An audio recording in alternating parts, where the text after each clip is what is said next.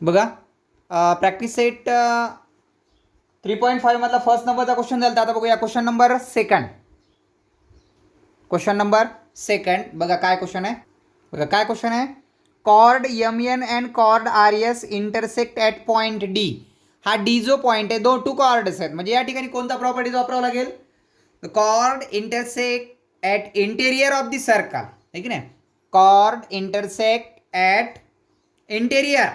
आपल्याला माहिती आहे कॉर्ड इंटरसेक्ट टू टाइप्समध्ये आहेत. Number one interior intersect and second number exterior intersect. मग या ठिकाणी जी कॉर्ड आहेत chord M N and R S intersect at point D and D is a interior of the circle.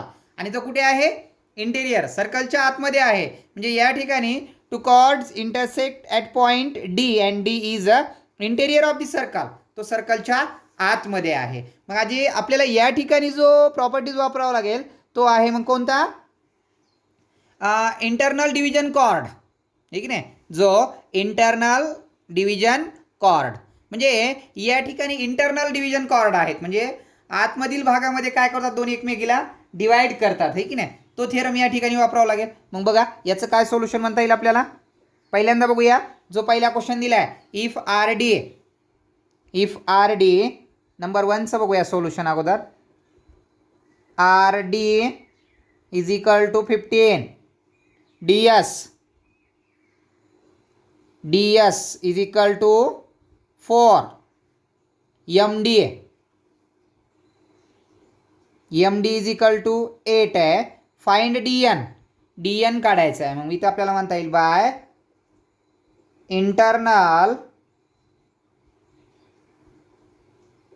Internal division chord.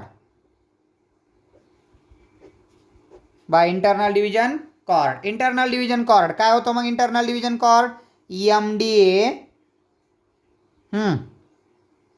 md into dn is equal to rd into ds. Internal division chord बरोबर आहे. या स्वरूपामध्ये internal division कॉर्डचा theorem तयार होतो. आपण बघितलं external division chord आणि internal division chord ठीक नाही.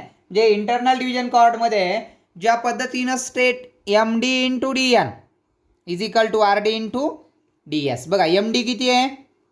md आहे 8 इंटू dn दिलाय का नाही. आपल्याला पहिल्यांदा मला वाटतं फाइंड करायचं असेल dn फाइंड करायचा म्हणजे as it is dn is equal to rd किती आहे. rd आहे 15 अँड ds आहे 4. dn is equal to 15 into 4 8 into आहेत पुढे गेल्यावर अपॉनमध्ये येतील. 4 1 जा 4 4 2 जा 8 7.5 म्हणजे dn is equal to 7.5 number वनचा भेटला बरोबर आहे. त्यातला जो फर्स्ट नंबरचा क्वेश्चन होता बाय इंटरनल डिव्हिजन कॉर्ड. त्यानंतर त्यातला जो सेकंड नंबरचा आहे त्यामध्ये काय दिले बघा. आपल्याला आर एस दिलाय टोटल. आर एस किती आहे 18. md पण दिलाय बरोबर आहे. तो दिलाय 9. dn पण दिलाय dn 8 दिलाय. फाइंड ds फाइंड करायचा. हा ds फाइंड करायचा. rd पण दिलाय. सॉरी आपल्याला आर एस टोटल दिलाय. मग आपण अगोदर असं बघूया. R S is equal to rd plus ds. ds collinear point आहेत बिटवीन आहेत एकच रेषेमध्ये आहेत हे की नाही. मग आता या ठिकाणी आपल्याला दिलेल्या पॉईंटनुसार जर मांडणी करायची म्हटला R S is equal to rd दिलाय आपल्याला. rd दिलाय 15 प्लस ds. काय काढायचं आहे आपल्याला अगोदर rd दिलाय 15 सॉरी आर एस दिलाय. आर एस 18 आहे. सॉरी ह्या दुसऱ्यातली मांडणी झाली. बघा आर एस किती आहे 18. rd काढायचं आहे आपल्याला आणि ds पण दिलाय का बघा. ds दिलाय. ds पण फाइंड करायचा आहे. हा जर x कन्सिडर केला rd x कन्सिडर करूया प्लस ds. मग हे ds इज इक्वल टू काय आला 18 मायनस x जो डी एस आहे तो काय भेटला 18 मायनस एक्स. आता बघा, आता आपल्याला या ठिकाणी आर डी पण भेटला आहे. आर डी किती बघा, डी एस भेटला. डी एस किती आहे 18 मायनस एक्स आणि आर डी किती कन्सिडर केला आहे समजा, R D is equal to आपण एक्स कन्सिडर केला आहे, म्हणून डी एस किती भेटला 18 मायनस एक्स. आता by internal division chord, by internal division chord, internal division कॉर्डनुसार काय होणार सांगा बरं. R D into D S is equal to M D into D N, M D into D N. R D किती बरं, R D आपण x consider केला, X into D S 18 minus X is equal to M D 9 आहे into D N. D N find करायचा आहे का D S fine करायचा आहे, नाही डी एन पण माहीत आहे. डी एन किती आहे 8 आहे, 9 इंटू 8. 18 इंटू एक्स काय होणार करा multiplication, 18 X minus X into X, X square is equal to 9 into 7 72, 9×8 72. मला वाटतं या ठिकाणी क्वाड्रॅटिक इक्वेशन तयार होतो, ठीक आहे नाही, क्वाड्रॅटिक इक्वेशन तयार होतो. बघा आता या ठिकाणी याच्यानंतर जो आपल्याला हा स्टँडर्ड फॉर्ममध्ये जर कन्वर्ट केला तर कसा होईल बघा. बघा काय होईल मग, या ठिकाणी आलेला 18x negative X square is equal to 72 असा होता, बरोबर आहे. याला स्टँडर्ड फॉर्ममध्ये कन्वर्ट केल्यावर काय करा, हा दोन्हीकडच्या साईडला घ्या, हा एक्स निगेटिव्ह एक्स स्क्वेअर पुढे गेल्यावर काय होईल पॉझिटिव्ह, हा 18x पॉझिटिव्ह आहे तो पुढे गेल्यावर काय होईल निगेटिव्ह, आहे की नाही. आणि 72 वाटलं त्या 72ला इकडं आणा, हा निगेटिव्ह एक्स स्क्वेअर घेतला मी अगोदर प्लस 18x 72 निगेटिव्ह आहे पॉझिटिव्ह आहे इकडे आल्यावर negative is equal to 0. Quadratic इक्वेशनमध्ये पहिला जर निगेटिव्ह आला असेल तर तो पॉझिटिव्ह करा, हा निगेटिव्हचा काय झाला पॉझिटिव्ह, हा पॉझिटिव्हचा निगेटिव्ह आणि निगेटिव्हचा पॉझिटिव्ह इज इक्वल टू 0. आता क्वाड्रॅटिक इक्वेशन तयार झाला. सांगा येणारा product 72 into x 72x square, येणारा प्रोडक्ट हा पॉझिटिव्ह आहे. प्रोडक्ट पॉझिटिव्ह असल्यावर फॅक्टर मधल्या पदाला साईड निगेटिव्ह असेल तर दोन्ही निगेटिव्ह. मल्टिप्लिकेशन 72 आणि ॲडिशन 18, बेरीज 18 आली पाहिजे आणि गुणाकार मात्र 72 आला पाहिजे. बघा बरं 12 6 12 सकी 72, 12x 6x 12 6 18 होते. मग काय येणार x square negative 12x negative 6x plus 72 is equal to 0. आले फॅक्टर्स. कॉमन काय आला एक्स आला, in bracket x minus 12 common 6 आला, minus minus plus x plus minus minus 6 1 6 आणि 6 दोन्ही 12, दोन्ही ब्रॅकेट सेम आले. X negative 12 x minus 6, okay. मग इज इक्वल टू 0.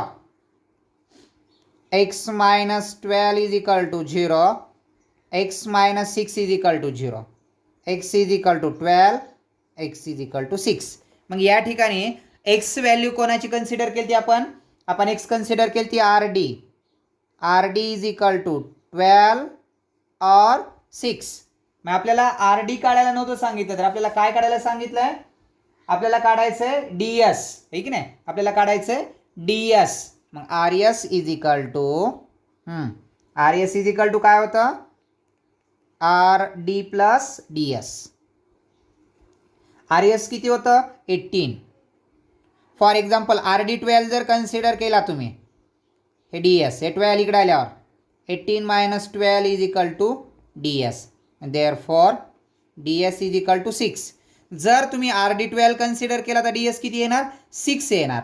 आणि दुसरी व्हॅल्यू जर R S is equal to R D plus D S, R S 18 consider केला आणि आता आर डी जर तुम्ही 6 कन्सिडर केला तर डी एस किती भेटाल 18 minus 6 is equal to D S, therefore D S is equal to 12. म्हणजे जर तुम्ही आर डी 12 कन्सिडर केला तर डी एस 6 भेटणार आणि आर डी जर 6 कन्सिडर केला तर डी एस काय भेटणार 12 भेटणार. म्हणजे या स्वरूपामध्ये जो तुमचा क्वेश्चन नंबर 2 होता आहे की नाही, प्रॅक्टिस सेट मधल्या क्वेश्चन नंबर 2 जो होता प्रॅक्टिस सेट 3.5 मध्ये, या ठिकाणी जो क्वेश्चन नंबर सेकंडचा होता तो या स्वरूपामध्ये होता. ठीक आहे. आता याच्यानंतरचा जो नेक्स्ट क्वेश्चन आहे तो बघूया, क्वेश्चन नंबर 3.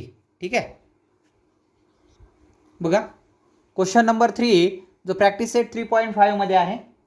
काय म्हटलं बघा, in the figure O is the center of the circle and B is the point of contact. B is the contact point of segment OE. OE is a perpendicular of the AD. Okay. मग मला सांगा हा question solve करण्यासाठी आपल्याला काय काय यामध्ये information आहे. या ठिकाणी टँजंट सेगमेंट बी आहे आणि सिकँड बी आहे.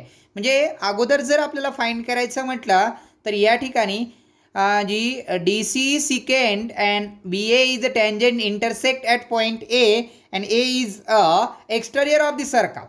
Therefore AB is a tangent segment and AD is a secant. मग या ठिकाणी tangent secant segment theorem आपण हा यूज करू शकतो. ओके. मग त्याच्यानुसार इन्फॉर्मेशन काय काय दिली बघा. आपल्याला AB पण दिलाय, AB आहे 12, AB 12 आहे. त्यानंतर AC इथून इथपर्यंतचा 8 दिलाय. फाइंड करावं लागेल आपल्याला DC. पहिल्यांदा AD पण फाइंड करा म्हटलंय त्यांनी. AD तर भेटेल आपल्याला, नाही की नाही.